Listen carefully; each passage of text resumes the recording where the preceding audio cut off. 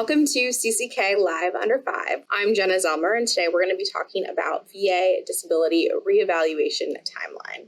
When VA initially awards you disability benefits, they evaluate whether or not your disability may be subject to improvement. And if they think that it's possible that it'll improve in the future, they note that it will be scheduled for a future reexamination to determine if your benefits need to be adjusted. So the purpose of a reevaluation is to verify two things. So first, you need to verify whether or not your disability actually continues to exist. For example, in the case of cancer, often veterans' cancer will go into remission, and so that will trigger a reevaluation and a potential reduction.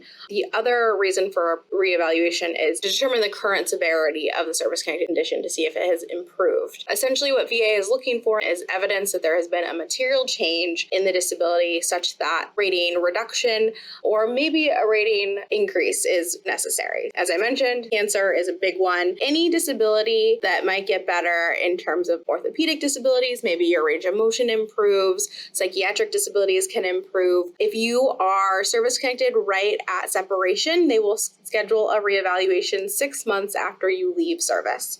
And then anytime between 2 and 5 years from the date VA grants you disability ratings if you're awarded service connection after separation. Some ratings are protected from reevaluation and reduction.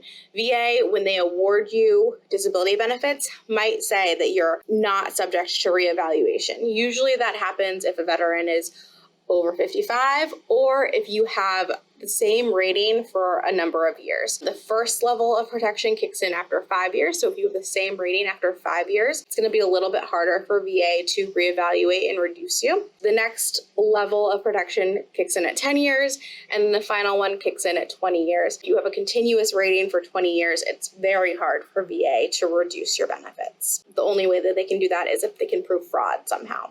There is a set process that VA has to follow before they can actually reduce your benefits. So that protects you and it allows you to dispute that proposed reduction and provide more evidence to demonstrate that maybe your disability hasn't improved like VA thinks it has. If the disability reduction is going to decrease your amount of monthly compensation, VA is required to send you a letter, what we call a proposal to reduce. This is not a final decision, and it's really important. We see a lot of times veterans try to file a notice of disagreement with that letter proposing a reduction, but it cannot be appealed. VA is just giving you an opportunity and notice that they might be reducing your disability, and then it gives you the opportunity to submit evidence or request a hearing. If you receive a letter proposing to reduce your benefits, I would definitely recommend reaching out to your representative.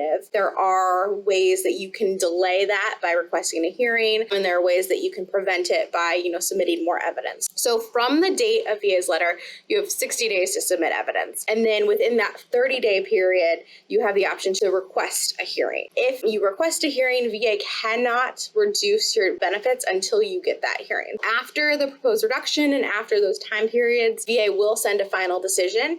And if it reduces your rating, you can file an appeal. You have 3 options to choose from. So you can choose a supplemental claim, you can choose a request for a higher level review, or you could file a notice of disagreement to the board.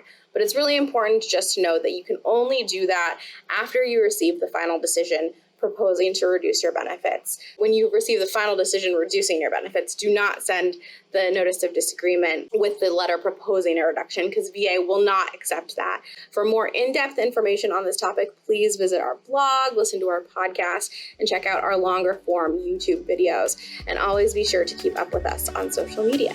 Thanks.